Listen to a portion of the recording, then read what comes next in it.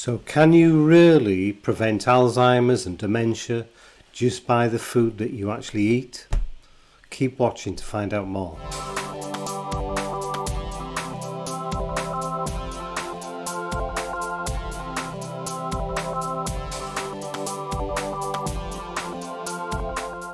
Hi, it's me, David H. again, and today I want to talk about, can you prevent Alzheimer's with food? Now, Alzheimer's is a brain problem that progressively obliterates your memory and the capacity to think and reason.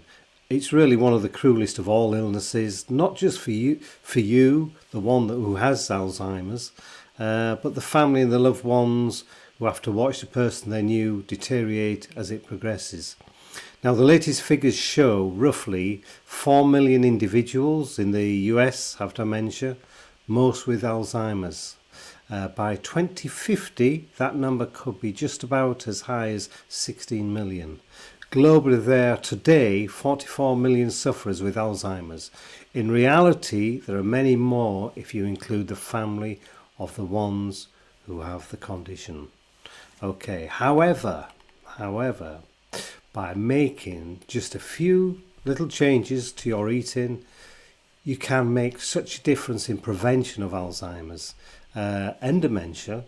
Foods that are high in folate, if eaten regular, i.e. daily, can assist with decreasing your risk to developing exponentially. As research has shown, that's been carried out over many years, when you look at adults whose diets were high in folate, it decreased their risk to getting Alzheimer's by half, contrasted to those whose diets contain not the suggested dietary requirements, the IDA. Research papers over 3,000 carried out worldwide confirm these benefits. Now, don't just take my word for it, I've actually put the research reference links below if anybody wants to have a look. And I'd say that about any subject or anything, especially on YouTube. Have a little check first, because there's some real rubbish spoken out there. Okay, but back to folate. It has been attributed to bringing down the blood levels where homocysteine exists, which is a real danger factor for coronary disease and illness. High homocysteine levels, as well as diminished folate and vitamin B12 levels, also show that the risk factors increase significantly the likelihood of having a stroke or developing Alzheimer's. Usually people associate folate as something you should have during pregnancy, which it is, but I disagree. You should actually have it all the time. It shouldn't be just when you're pregnant, because half of us, the male side, wouldn't get that benefit. Okay, so what do we need to do? Our eating routine is your most ideal choice, really, to get the folate that you want. Obviously, there's supplements that can be another, but there's a higher cost implication. And actually, food intake is always the preferred and always the most effective way over supplements. A lot of the supplements, they don't really do what they're supposed to do, and they're really just there to catch people, and people buy all sorts of supplements. I'm not saying they're all bad, but there's a lot of really bad ones. I think there's more bad than good. So try to incorporate instead no less than 5 servings of the leafy foods every day. The food sources that have a high amount of folate are things such as oranges and bananas, although not if you're on a low carb or ketogenic diet. Green vegetables such as asparagus, broccoli, and also liver. Liver's good. The beef liver being the best nutritionally, and many sorts of beans and peas such as lima, lentil and garbanzo. I'm not a great fan of these fortified breads and oats, but they do provide a source of folate. I just have concerns on the carbohydrate starch that does cause inflammation in the body.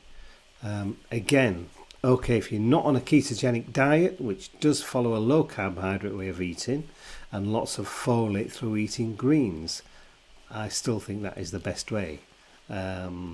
Now, cancer prevention antioxidants in apples is widely accepted. An apple a day keeps the doctor away and all that stuff. Okay, but it's also known to assist with the preventative damage to the brain by reducing the harmful toxins that can trigger Alzheimer's and Parkinson's, as indicated by the latest exploration into why we get these conditions in the first place. In any event, it's thought that Americans eat roughly 1/7 of an apple each day, not even close enough to provide what is needed. Now, apple pie and ice cream do not count, sorry. Now, if you follow a keto diet, apples are off the list anyway, so instead we turn to the greens, broccoli and spinach, which are absolutely loaded with really high antioxidant levels in them. It really is something that people should look at, the keto diet, not just for prevention of Alzheimer's, but there's lots of other benefits to a keto diet. Anyway, moving on. Blueberries, they're a great way as well to battle the decline in intellectual abilities that can happen. It's also important to pick good fats, which are not the problem that many make out. You see, fats are good. Even if you're not on a keto diet, they help your circulatory framework. It's overloading your body with carbohydrate that inflames the body. That is the problem, not the fats. It's the inflammation from the carbohydrates. Right, it's vital to keep your blood flowing. And people may say, well, it's the fats that clog up your arteries and your veins. No, it is not. It's the inflammation then that provides a smaller passageway for the fats and everything to pass through.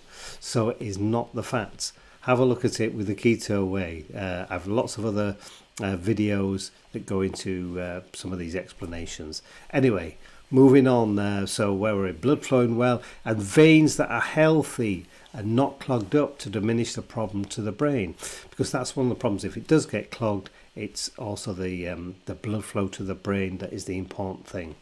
So thus, if we can stop this, it reduces the risks of stroke and many other things. So to summarize, we have to take responsibility for ourselves in our health prevention, really, and eating the correct foods that provide the necessary. It is possible to reduce your risk to all these conditions hugely as well. It does not eliminate them, no. Of course you can still be unfortunate and get one of these conditions, but that's not a reason not to try. It's a bit like smokers, and as a former smoker, I know the stories they say.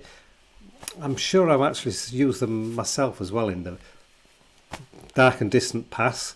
Well, my grandfather lived to 98. He smoked 40 cigarettes every day, drank whiskey. But we all know that it's not the normal thing. If it was, it would though help the overpopulation we have in the world today. So it actually would have quite a good effect. But being realistic, don't smoke. And get your folate acid into your diet. But until then, you just need to take care of yourself and not pretend it won't happen to you because you're not superhuman. No, we're all the same. Wherever we are in the world, we're all the same, whether you're rich, you're poor, whatever. What you eat makes a difference. So we can help ourselves and enjoy a long and happy life. Okay, if you've enjoyed or got something from this video, then that's great, and I hope it's enough for some of you to make a few changes. Maybe come back and have a look at some of the other videos that I do. I'll wish you all good health and see you in the next video. So from me, David H, bye for now.